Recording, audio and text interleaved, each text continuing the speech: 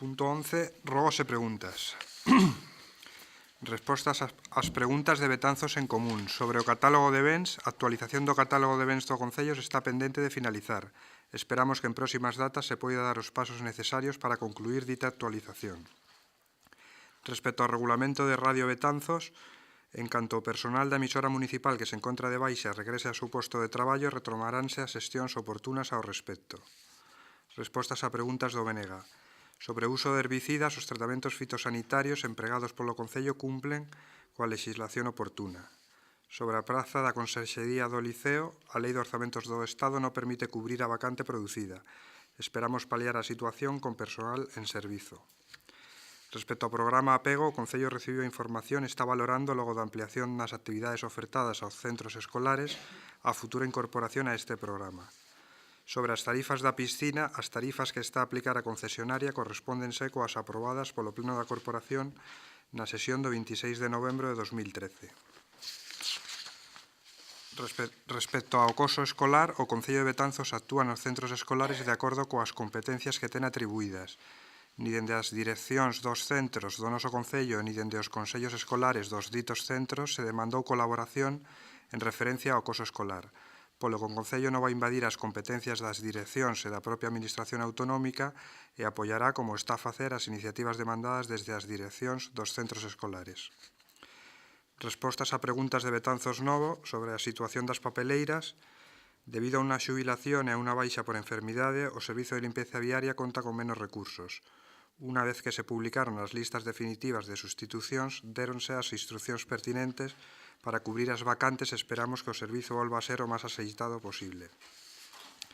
Respecto aos terreos sen urbanizar na zona de Doutor Fariñas o Rollo, os propietarios deses terreos foron requeridos no seu momento mediante unha notificación inicial. Debido a que non actuaron ao respecto, desde os servizos municipais se lles enviará unha segunda notificación para que solventen a problemática e, no caso de non actuar nos plazos legais, serán sancionados de acordo coa legislación vixente.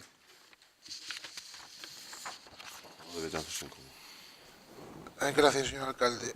Bueno, xa lles mandei ao secretario por eso. Tivemos que recoñecemento de que na Rúa Venezuela, máis concretamente en fronte ás oficinas de Fenosa, hai un grande cadro eléctrico que dende aí xa tempo está aberto e que en días pasados veciños e veciñas dixeron que apreciaban cheiro a cables queimados. Pregamos ao goberno local que revise e peche dito cadro dado o peligro que este pode ter. Puidemos saber por algúns veciños que existen parques infantís con elementos deteriorados que poden ser un perigo inminente para cativas e cativos que os utilizan. Pregamos ao goberno local que faga unha revisión exhaustiva dos parques infantís para así detectar as posibles eivas que poidan causar danos e proceder a reparalas. Lembramos ao goberno o acordo polo que se comprometeu a instancias deste grupo a instalar xogos accesibles e pregamos que aproveiten dita circunstancia para comenzar a instalalos. Nada máis. Señor alcalde, temos recibido queixas polo estado de conservación dos xogos no parque infantil situado carón do antigo ambulatorio. Por exemplo, ao bastidor dos bambáns faltanlle topes nos remaches e amosan a preocupante falta de estabilidade, sobre todo cando estás a empregar os xogos. Cal é o motivo de manterse por semanas esta situación de perigo potencial? Que prazos se barallan para solucionalo? Tamén nos teñen indicado que ao parecer son dos parques infantís municipais ou do pasatempo, ten xogos adaptados para crianzas menores de 3 anos. Teñen pensado instalar máis xogos deste tipo noutros parques do municipio? De ser o caso, en que prazos? Segunda, na tarde de onte producise un verquido ao Mendo na ponte do Carregal. Segundo nos trasladaron varias testemunhas, por espazo aproximado dunha hora, a auga amosaba a evidencia do verquido orixinado baixo a propia ponte. Non puido ser un verquido de pluviais, porque obviamente onte non chovía, polo que semella que as causas serían outras. Teñen detectado a orixe e causa deste verquido, teñen adoptado medidas para sancionar os responsables se souber, de ser o caso, con que medidas concretas, e en caso contrario, consideran que se deben seguir tolerando este tipo de prácticas sen que o Concello combata os verquidos ao río. En terceiro lugar, a veciñanza da Ribeira tenos alertado novamente da incorporación de vehículos ao paseo do Malecón no sentido contrario da marcha, ao vir de Bocarrúas, que dan a esta vía e que teñen unha señalización deficiente. Explícannos que durante as pasadas vacacións de Semana Santa este tipo de sucesos foi especialmente frecuente e insisten na necesidade de adoptar medidas polo perigo que supón un vehículo circulando en sentido contrario por esta vía. Xa presentamos varias veces este asunto nos últimos anos a este pleno sin que polo de agora o goberno local pasara de compromisos difusos ao feito concreto da millora da sinalización neste punto. Que ten que acontecer para que melloren a sinalización, para que non quede dúbida algunha de cal debe ser o sentido de incorporación ao tránsito rodado no malecón?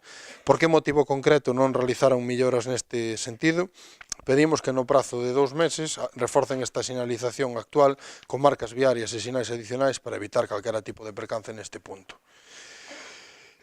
Cuarto, veciñanza do entorno da Rúa da Cruz Verde trasladounos o seu malestar porque novamente están paralizados os traballos no remate desta rúa, alongando no tempo prexuizos que se lles ocasiona tanto pola diminución do número de prazas de estacionamento como pola volta que obriga a dar o peche do Calexón dos Xudeus. Indican que mesmo está a desaparecer o material da propia obra. A que se debe esta nova paralización dos traballos? Cando se retomarán as obras? Prevese que acaben en prazo?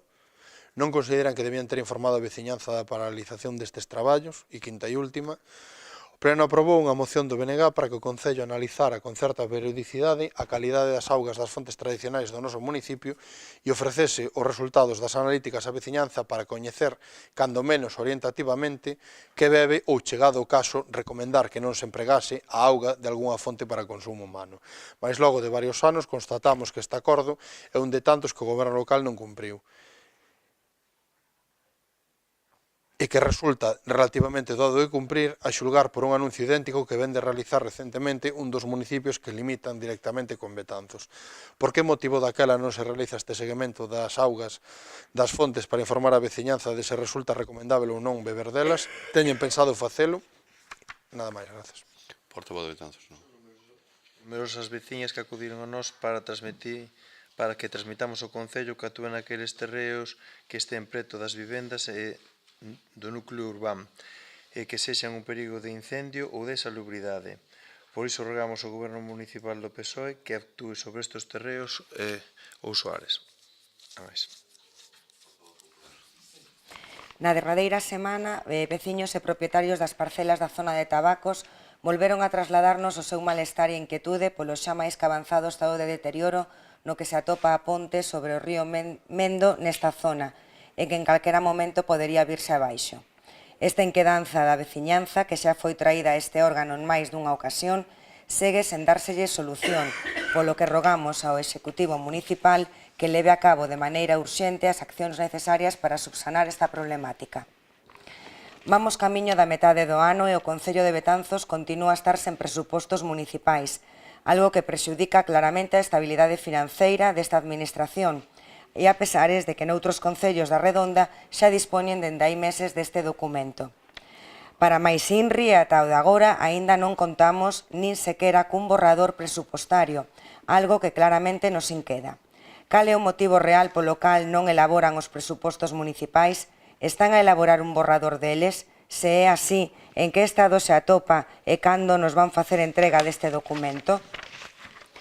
A parcela ubicada na parte superior das instalacións da Escola Taller e que é de titularidade municipal, aínda que se deron algúns pasos para corrixir a nosa insistencia polo estado no que se atopa, continúa nun estado máis que lamentable.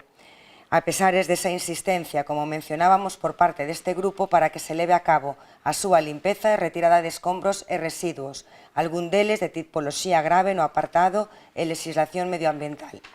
Cando teñen pensado levar a cabo a limpeza total e retirada do escombro ali existente e corrixir o que claramente se convertiu nun vertedoiro? Fai varios plenos e xa lles rogamos que nos achegaran a documentación correspondente sobre os expedientes en curso por parcelas que se encontran en mal estado e fora trasladado ademais ao resto de grupos desta corporación. Por que a tardanza? Hai algún motivo que descoñecemos polo cal non nos remiten esta documentación ou listado dos casos existentes? Cando se nos vai facer entrega desta petición?